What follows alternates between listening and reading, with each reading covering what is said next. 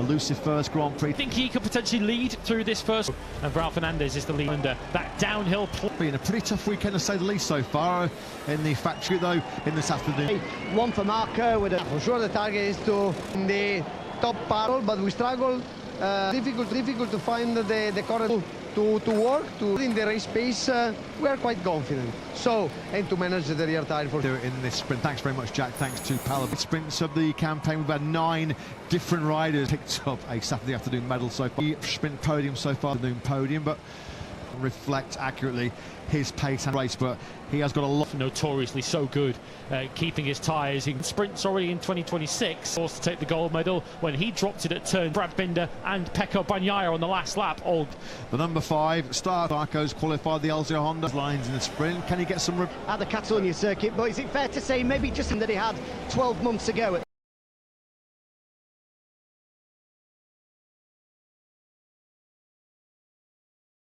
This current moment, Michele. I think missing we were focused on until the end because of his mind. The 30-year-old Alex Marquez, Barcelona last year, actually leading. Saw that nice super slow motion at the Dream launch. We know the KTs, who are pretty sharp to say the least. Run down to turn 1 to get themselves already won a sprint in the last Rezeki, the World Championship sprint podium in 60. Brad Binder and Jorge Martin the company position in a MotoGP race. Direct into Q2 for the first time.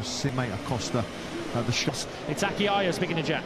Yeah, Brad, we know how good he is off the line. Yesterday seems that it's we have made progress since everything go up and down, but of the weekend so far. So weekend, what were your final words? So solid work. So thanks to Red Bull KTM. Going the way of Brad Binder, right in 2023 at Jerez. Acosta's only. Acosta felt like that was a bit of a, fair to say, the last time Pedro Acosta won this one. And I feel like Frankie's hopes of fighting for sprint victory championship on the the outside of the front row, and potentially delivered a magic. Pecco Bagnaia going into the first 12 that sprint coming your way this morning to get him on that third row in 7th place. Rezeki, he loved front row start once again here in front row of the group for the first time this season. Can the Shark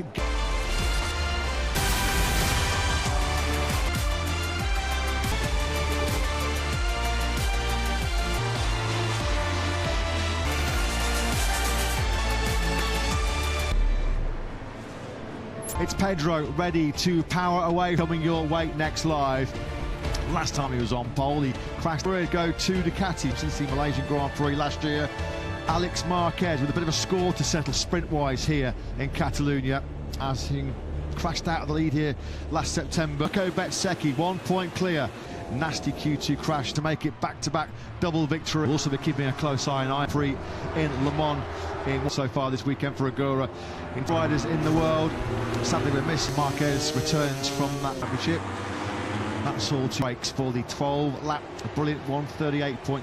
Good to see on Sprint Saturday those grandstands who won last year. Out on the very last lap it was that year.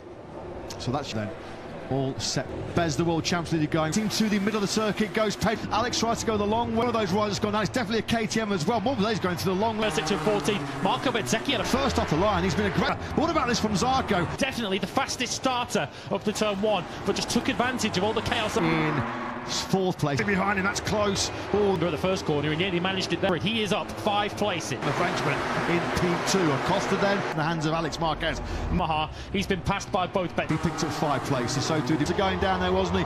On the brakes, he's trying to get back through a Martin in the 2 Spaniards. Fernandez. Plenty of aggression, isn't he, on this phone, though? Martin would go from 1. Digilo just too good on the front end of that VR40 championship points, going the way of the Italian at the moment. So that it's Alex Marquez who now Acosta down the main straight. Yes, fastest rider on the long way around. Can't go the long way. Acosta. That's what Acosta's got to. But essentially, the rest of the race at the moment is Alex. Launched in from that second row. Then he was aggressive. Was close to Alex's. Jumped onto the back of them, or exactly all over the back of his fellow Italian in that battle. Now hard on the brakes into turn to close on and side. Oh, Martin! Martin's got in the World Championship. Will he? Jorge Martin then for giving his double win in Le Mans. It looked like it was all on his own. Once again, Acosta laid Fernandez behind, also looking to take first. 4 kilometers an hour, but the brute now is the chaser. Alex Martin. Contact on the main strip between the top 2. This is my long line of them this weekend. Turbulent Saturday as well. Well, so plenty to ponder last weekend in Le Mans where he bowled in front of him. And crucially, in turn, behind him who's also past Morbidelli. So the interesting thing now for me, can he now close in? Some slipstream as well, getting it back on. Antonio's going to go on the inside of Zarco. He had the initiative, so now let's have a look at the race start. So we've got he makes contact. Yeah, he makes contact with the side himself, right in the line of fire. Antonio, nothing that he could. Wrong place, wrong time. Ralph, he's got problems coming as well for turn 10. So our early leader now, Mendes into turn 5 and just 4. So who's looking to try and take that bronze? So easy to make a mistake. You have to the gap at the front this morning. So too does our. With that unsuccessful defence. Leaders, Bezzecchi behind who did a third. Jorge Martinez out because he crashed in. And he's got stuck in that 13th. With a second significant move that the Sands made. Marquez looking really come towards a pole and sprint. Big mistake 2 years prior with 6 laps. Frankie Mumba down the first half of the opening lap, not really been able to recover any significant Q2 this season, only occupying the final place in P. Bezzecchi in clear space, hasn't done an awful lot with it. Bezzecchi's coming under a bit of pressure. I'm sure what's going on with Mabar. So not the return that Top Vinales then is out of time. Let's go down to Jack and find out what's happening. Slip off the foot pegs and a soon technical problem, unfortunately. Yeah, thank the cheer. Are we looking at still the closest competition has been Antonio closing right in 4th place? Outside the points, he's now sure it's getting any points from there, but bracket that are in the 39s can't shake off a canny beyond. But yeah, this is the top right by. He's getting a lot of good data for the Grand Prix here tomorrow. Nearly 4/10 of a second. This position is now just 3 points. A real nasty sort of tumble drag so far this year. No points, as many points as he possibly can here. Just over 4/10 of a second. By the way, there will be no further act. It's such a heavy braking zone into such a tight corner. Generally, you see incidents there. We are looking back from Ralph Fernandez.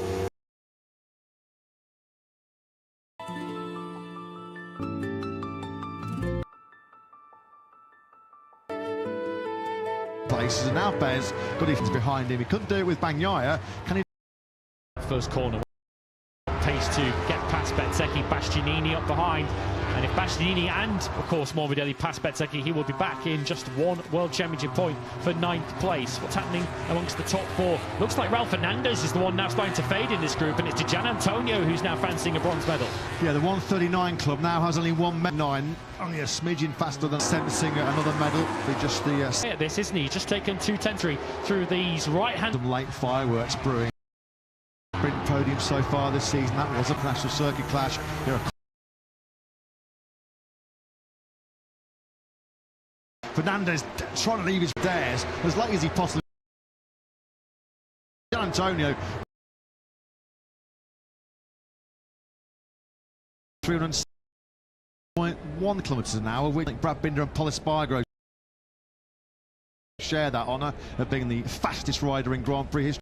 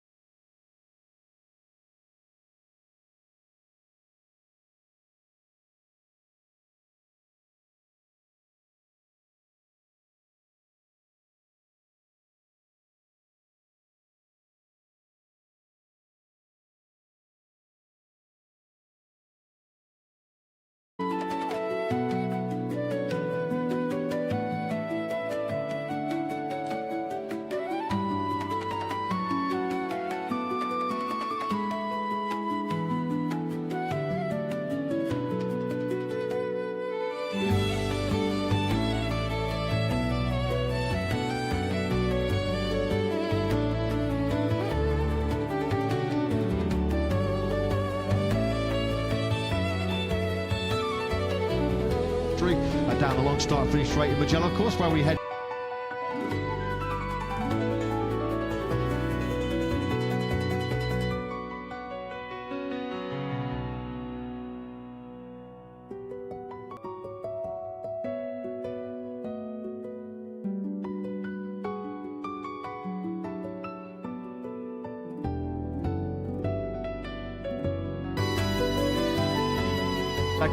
Once again, the last 2 laps of that sprint, the quickest of the top 3 was Fabio the Gian Antonio.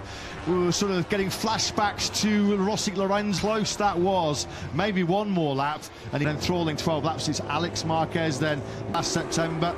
Well, he's exercised those particular demons. Acosta, though, what a fight he produced. Pole position to 2nd. Fabio the Gian Antonio The leading light once again for Agura fights his way up 10 places. World Champions League in effect, hasn't he? From 1 to 2 points over Bezzecchi. The significant move in that graphic, as you can see. Acosta then, after his second place, moves up to third in the World Championship. Great last lap that, great battle between Alex and Pedro Acosta. Acosta, though, just coming up short. He'll be looking for some payback in the main Grand Prix tomorrow. But Alex has pushed. He was pushed right to the finish line there, wasn't he? Respect between the two of them, a thumbs up on the cool-down lap. But the home fans will be loving this. Alex Marquez, your Catalan Grand Prix sprint winner.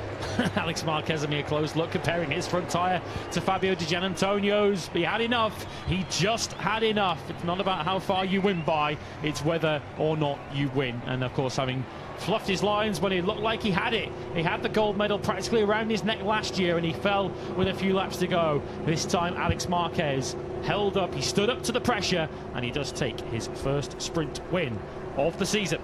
And it becomes our 10th different role. It's been unpredictable. It's been MotoGP at its best on sprint Saturdays. One solitary point, not what Marco Bezzecchi was aiming for when he got out of bed this morning in his motorhome in the Barcelona. 1 point, he'll take it. Even at this early stage, every single point precious and priceless, particularly with his teammate Jorge Martin of this Catalan Grand Prix so far for the 28-year-old Spaniard. What a difference less than a week makes, as we mentioned. This was the late drama. Lovely move that by Agura. The Trackhouse pairing made some class moves. He'd already taken Bezzecchi at that point as well. Yeah, doesn't Aya make a mistake? Because Bezzecchi's nowhere near him. Yeah, and Aya Bastianini makes a mistake himself into turn 7, and Marco Bezzecchi will say, thank you very much, I'll take that. He scores 1 point, and Jorge Martin, in the end, despite crashing for the 4th time this weekend, only loses 1. Yeah, Ralph Fernandez, what a fight he produced as well. Let's try and see the glass half full as far as so late on in that battle with Fabio Di Gianantonio. It was always going to be a pretty safe 4th place regardless of what happened, with Johan Zarco a distant 5th. Still a great sprint that. The second in the very early part of that sprint. Alex Marquez, though, worked his way through, didn't panic, started P3. Early on he was P3 behind Acosta and Zarco, and then just worked his way through. Considering that this 35-year-old Frenchman was on his backside, on his outlap, his very first lap in FP2 this morning, 5th place on the grid and 5th place in the sprint is some effort by Johan Zarco. Really, really top job that by the LCR Honda rider. His teammate Diogo Moreira was down in 14th place, but he was the fastest rider on track in those last couple of laps. Fabio Di Gianantonio, that's what's got him that 3rd place. Let's get his thoughts for Jack. Well, Fabio, you've done a great recovery job there, through from the 2nd row of the grid onto yet another sprint podium, but it was obvious you had the pace there for something more. What are the emotions like at the end of it? Yeah, for sure. I'm super happy about my race, about my comeback. I think we've done the job that we had to do. But yeah, I'm a bit pissed because I did a mistake in qualifying and I was starting from 2nd row, so it makes everything a little more difficult. And then I had the pace at the end. I was really fast. I was trying to catch the front group without making mistakes, but we missed some.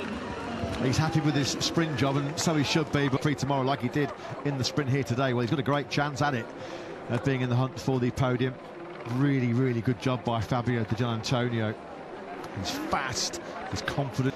It always helps as well when the bosses turned up. Show off a nice shiny bronze medal to Valentino Rossi later on. Could have been 2v off with the Ducatis at the sharp end. Not a bad job by Frankie actually to come back from that and finish in 7th place. I think we're going to be very, very short of hearing though from a rider who's had a great weekend so far. He was fastest on Friday, pole position this morning.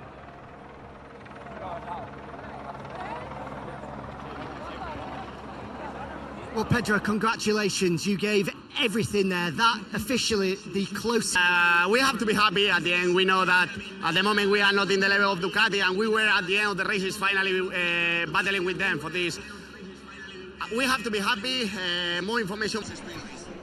Brilliant ride. Yeah, it was a brilliant ride. He was so close. So close. It's going to come. You just feel that first Grand Prix victory is going to come for Pedro Acosta. He's just too darn good not to win a Grand Prix before potentially he leaves a KTM at the end of the season. That's what it's all pointing towards. He pushed Alex Marquez all the way. Last year in the sprint, Alex cracked.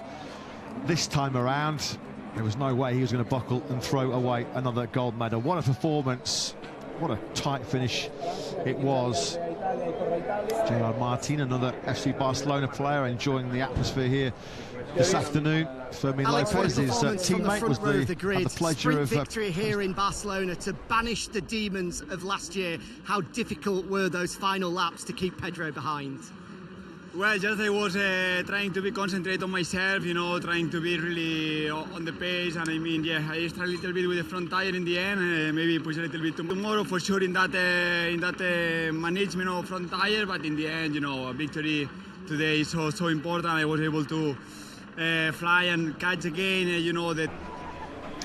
Fantastic job there, and then he gets the job done on this occasion in the sprint over 12 laps. This was so close. Just look at this narrow winning gap. The closest sprint, as I've told you in commentary, 0.041. The gap between Alex Marquez and Pedro Acosta. Our previous closest ever sprint finish was right at the very early part of the sprint era, when there was just 0.072 of a second, covering Brad Bin at the top. But as far as Alex Marquez is concerned, a very big payday. He's only 2 points now behind Mayora in the battle for 5th early on in the championship standings. Fair play to Agura. We mentioned him, didn't we? Gaining 10 places in that short format. That is no mean feat as far as Agura didn't even get through the first corner after their early drama, but Agura was right in the mix once again, and he was capable of doing 39, so watch out for him in the Grand Prix as well tomorrow. As we then, 6th medal ceremony of 2026.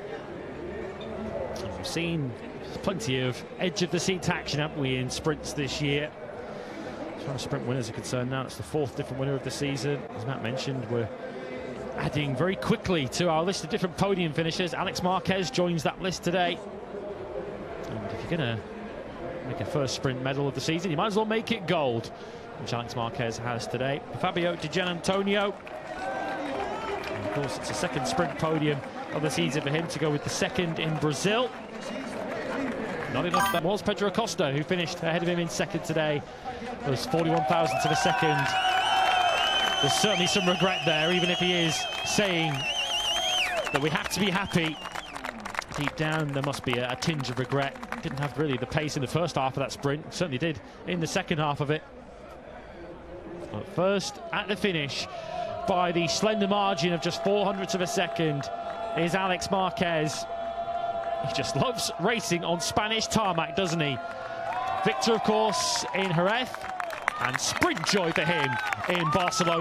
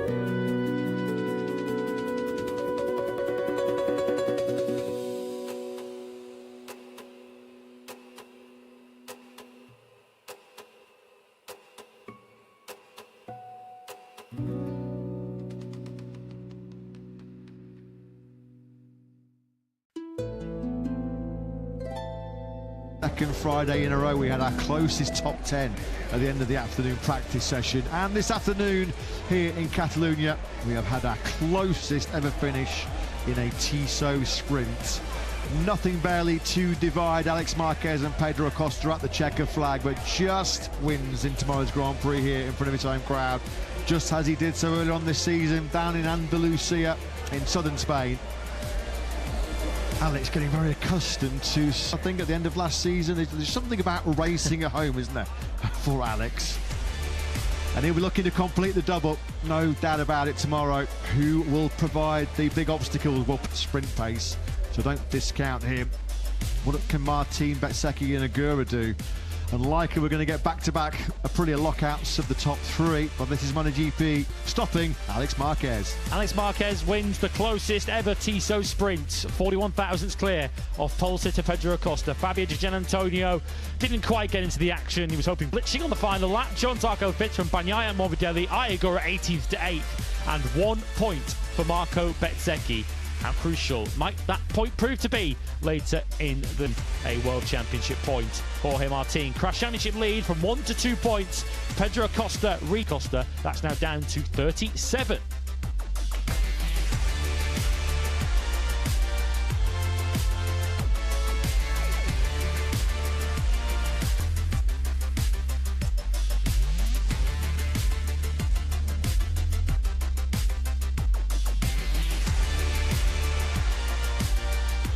$28 points over Ducati.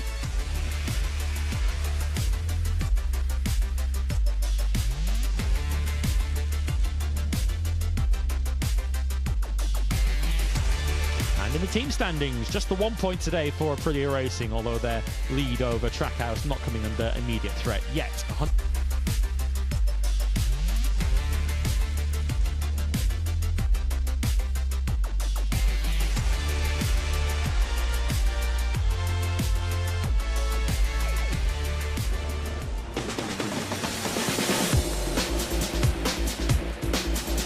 The way the first couple of corners panned out, looked well placed to fight for a second sprint win of the year.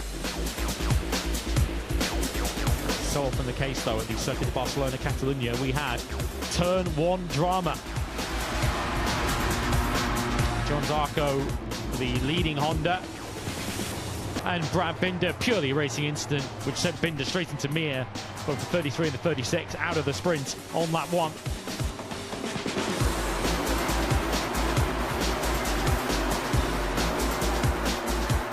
Marquez crucially cleared